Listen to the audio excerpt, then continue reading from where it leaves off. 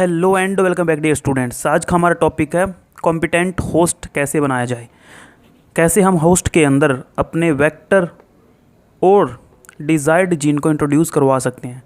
तो सबसे पहले देखते हैं, हमने अभी तक पढ़ा है कि वेक्टर के अंदर हम डिज़ायर्ड जीन को अटैच करवाते हैं और उसके बाद उसको ट्रांसफ़र करते हैं। उसको ट्रांसफ़र करते हैं हम होस्ट सेल के अंदर।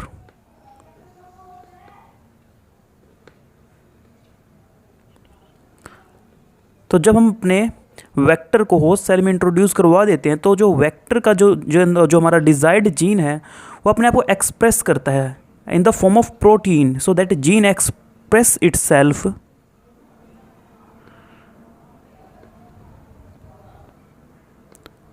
As protein. प्रोटीन की फॉर्म में वो जीन अपने आप को एक्सप्रेस करता है बच्चों। तो चलिए इसी चीज़ को डायग्रामेटिकली देखते हैं। सबसे पहले एक वेक्टर ड्रॉ करते हैं। दिस इज द वेक्टर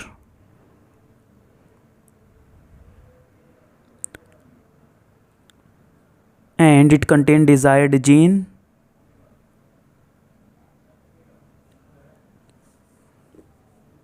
इसको ट्रांसफर करना है हमें होस्ट सेल के अंदर। तो एक होस्ट सेल ड्रॉ करते हैं। This is our host cell. अब होस्ट सेल कौन कौन सी हो सकती है, देखिए। होस्ट सेल हमारी इकोलाई सेल हो सकती है, एनिमल सेल हो सकती है, डिपेंड करता है एक्सपेरिमेंट के ऊपर।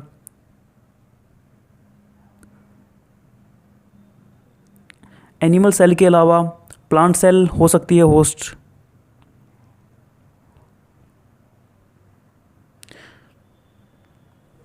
या फिर फंगस सेल भी हो सकती है, जिसका एग्जाम्पल हम ले सकते हैं यीस्ट को।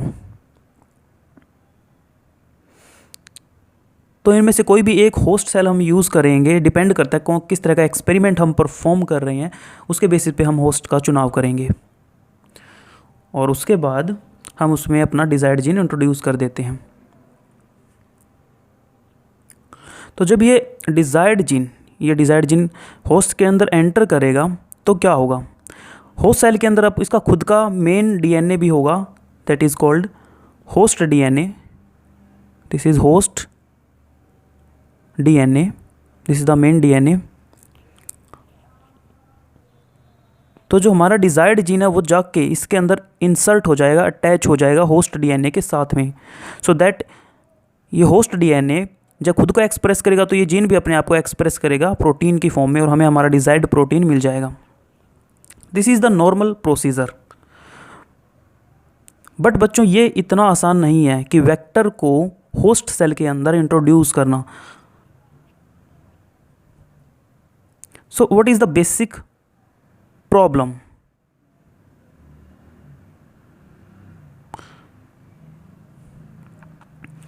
देखिए कौन सी प्रॉब्लम का हमें सामना करना पड़ता है जब हम एक वेक्टर को इंट्रोड्यूस करने की कोशिश करते हैं एक होस्ट सेल के अंदर। तो चलिए एक बार फिर से एक वेक्टर ड्रॉ करते हैं। अब जो वेक्टर होता है बच्चों, let me right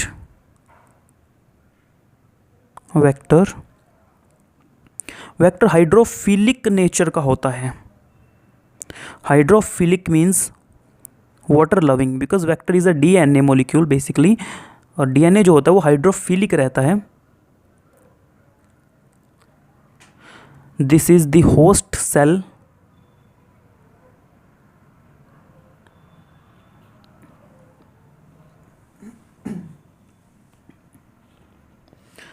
this is the plasma membrane which has a lipid bilayer.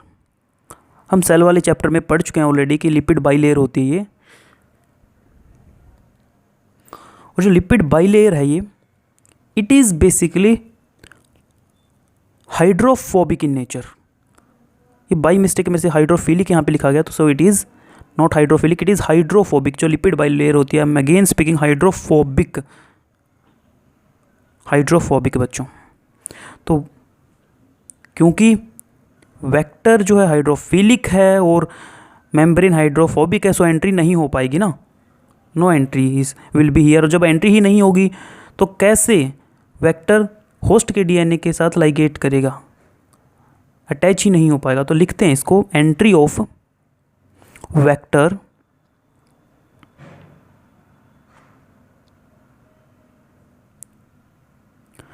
inside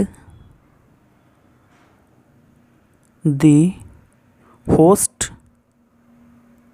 cell is not possible।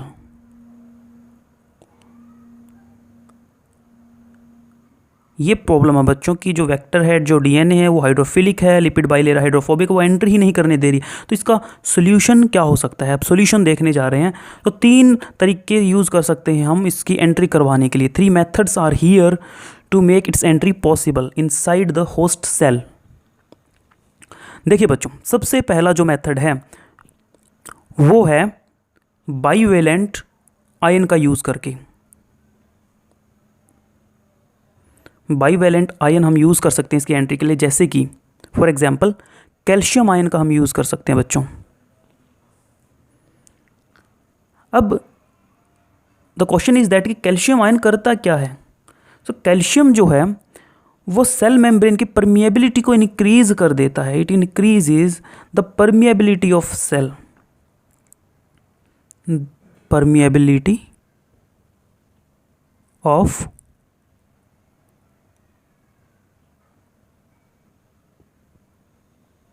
Cell membrane.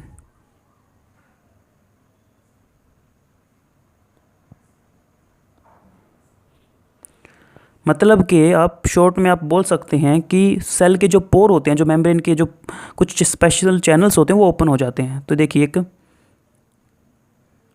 Host cell बनाते हैं,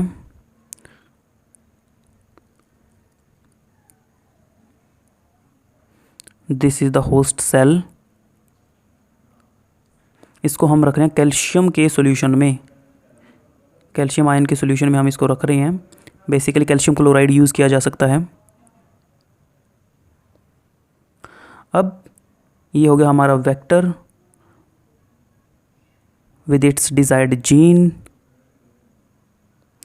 सो यहाँ पे क्या होगा कि कुछ पोर, कुछ खास तरह के चैनल्स होते हैं मेम्ब्रेन पे, वो ओपन हो जाएंगे। दीज आर दी चैनल्स और you can say pores. So opening of channels will be here because of calcium ions.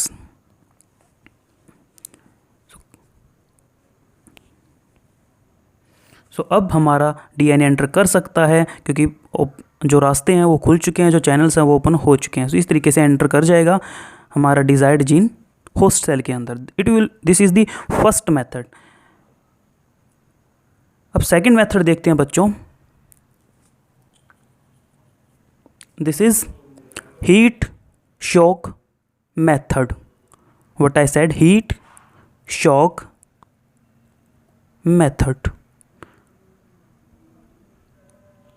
Heat shock method भी वैसे ही पोर क्रिएट कर देगा जैसे बाइवेलेंट आयन के केस में होता था। बट प्रोसीजर क्या है इसका, देखिए हम वेक्टर को और होस्ट सेल को एक साथ इंक्यूबेट करते हैं।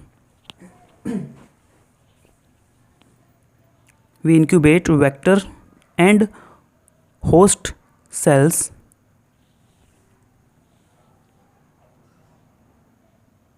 together। कैसे इंक्यूबेट करेंगे, हम क्या करेंगे कि इन दोनों को कुछ देर आइस में रखेंगे, फिर कुछ देर के लिए इन्हें 42 डिग्री सेल्सियस पे रखेंगे और इस टेम्परेचर से निकाल के इनको फिर से आइस में रखेंगे। तो एक बार बर्फ़ में लेके जा रहे हैं, फिर एकदम से हाई टेम्परेचर 42 डिग्री पे लेके जा रहे हैं, फिर से ठंडे में लेके जा रहे हैं।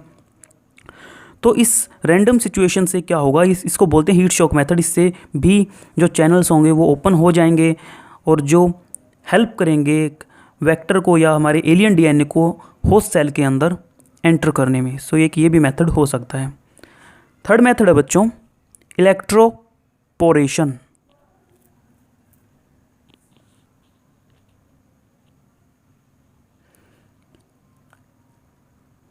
देखिए बच्चों, इलेक्ट्रोपोरेशन में हम क्या करते हैं, हम एक हल्की वोल्टेज अप्लाई करते हैं। We apply mild voltage.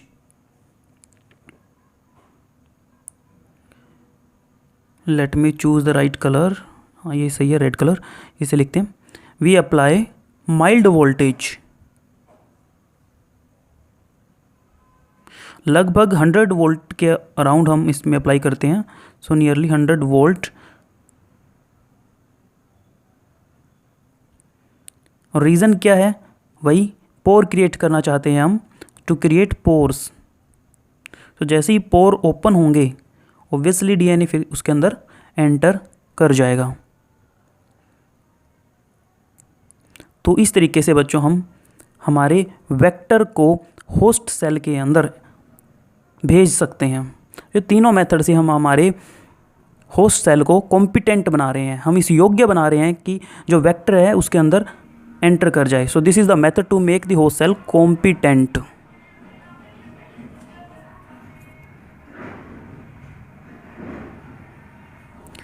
So I hope बच्चों कॉम्पिटेंट होस्ट बनाने का मेथड आपको अच्छे से समझ में आ गया है, और इसको साथ साथ में आपको अपनी कॉपी में नोट कर लेना है बच्चों, ये बहुत ज़रूरी है। सो दैट्स इट बच्चों। अगर कोई कन्फ्यूज़न है तो मुझे कमेंट बॉक्स में लिख सकते हैं आप। इस वीडियो को अपने फ्रेंड्स के साथ शेयर कीजिए। That's it. Thank you so much.